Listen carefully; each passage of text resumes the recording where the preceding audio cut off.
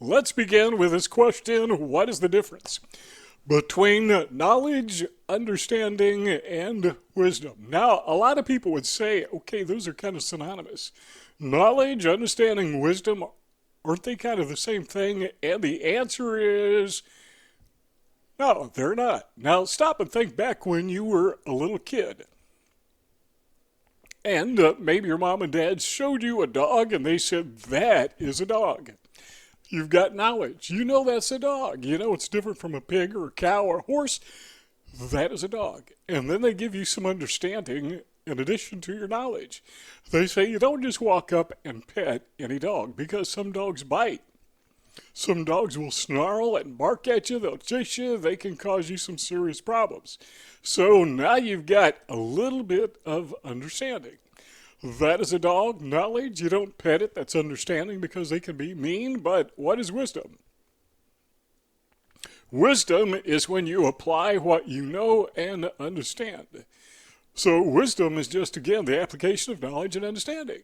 So as a little kid, you say, let me try this. So you walk up and you pet the dog. That's not a wise thing to do. You've got the knowledge, you've got the understanding, but now you've got the experience, and the experience gives you first-hand wisdom, because now you know don't do that again, but the experience also gives you deeper understanding. Now, here's something that all of us have in common. Every single human being who is alive on the face of the earth at this very moment, we're all getting older, every single one of us. And as we get older, what happens is, well, we learn, right? We have more knowledge, we have more understanding, and hopefully we're applying what we know and understand.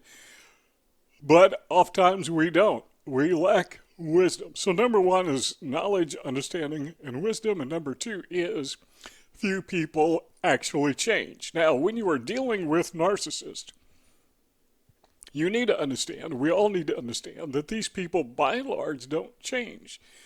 They are on that track, they're in that pattern, they have their cycle they go through. But that's not just narcissists. By and large, people just don't change. Now, remember, we're talking about being a kid. Let's go to maybe first, second grade, you're at recess, you're at school, wherever, and you notice how kids are behaving one to another. If you are an empath, you may very well have been the kid who kind of stood by the side and watched everyone else, or maybe you were very minimal in your experience, but you did notice that when you were in school, there were these kids that everybody knew were bullies, right? Well, today we don't call them bullies as adults. We call them narcissists. Oftentimes, now they may not be certified clinical narcissists, but they have narcissistic behavior. They're controllers. They're bullies. So we just call them narcissists, like we say people are mean. That doesn't mean that they have a certificate on their wall that was given to them by a therapist somewhere that said, you are certified narcissists. Got to get that understanding. So the bullies are now narcissists. And why we realize is that when we were kids, we may have thought, these kids are kids and we all act like kids, but someday we're going to grow up and we're going to act like adults. Then you grew up and you found out when you went to the workplace that there's a bully in the workplace, just like there was a bully on the playground. There's a narcissist in the workplace, like there was a bully on the playground. What about your family? Chances are, if you have an extended family, one of those people may very well be a full-blown narcissist or have narcissistic tendencies, be a controller. That's almost inevitable if you have a family, of any size whatsoever. They say somewhere between 0.5% to 1% of all people can be certifiably considered narcissistic. So you have a real big family of 200 people, one of those bound to be a narcissist. But if it's a smaller family still, some of them will have narcissistic traits. Doesn't matter. So as you get older, the playground is still intact. The bully is still there. Now, adults learn to behave differently, but not differently. In other words, as they mature, they learn to be immature in a more mature way because they don't want to libel themselves. They don't want to go to jail, right? So their fighting becomes a little more subtle, maybe a little bit different in the way they approach things, but in their heart of hearts, they still basically act like kids. And again, you know that from the workplace, right? You know that when you go to college. why aren't these people growing up? You know, they still act like little kids by and large. Okay, so then again, you go to the workplace, there they are. There is the narcissist. So number two is very few people actually change. Well, that brings us to number three. As we grow older, dealing with narcissists, we need to understand that they're not going to change. People in general are not going to change, or very minimally, or it's a very superficial change, just to accommodate life. And what we need to do, understanding that, is when we are dealing with narcissists, that we are going to have to be the ones who make the changes, because the narcissist and people with narcissistic tendencies are not going to change. And the way that other people respond to them, that's not going to change. So we have to incorporate the changes within ourselves. That is a part of the aging process, the maturing, probably be a better way to say it, process. So it doesn't matter how old you are. You could be a teenager, you could be young adult, you could be middle-aged, you could be older, you could be really older, kind of like me.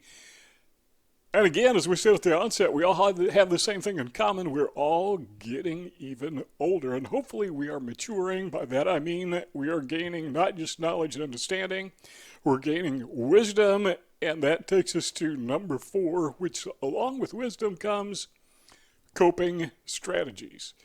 How do you cope with a dog? You know, your parents told you don't pet the dog, so you avoid the dog, right?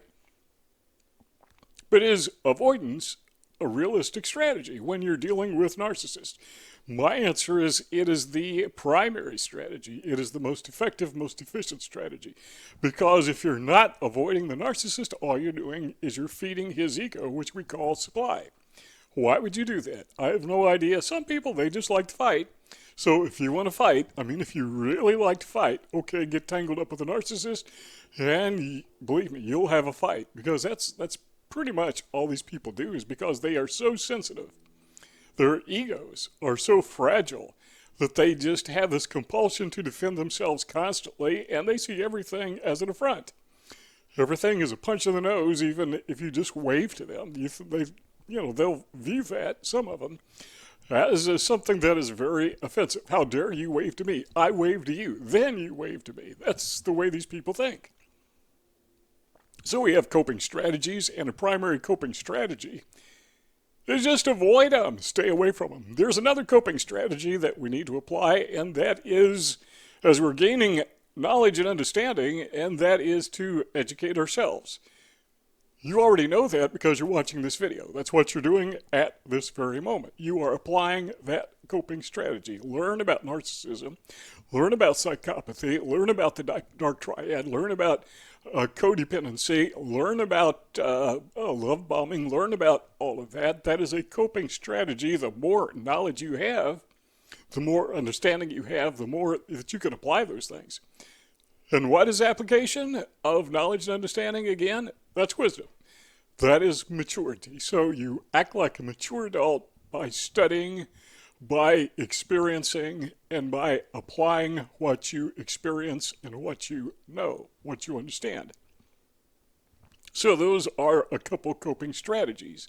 Another thing you can do is you can go through the experience with other people. This is not something I do a lot of, but I am doing it in a sense just by making this video, just contacting other people, helping them out.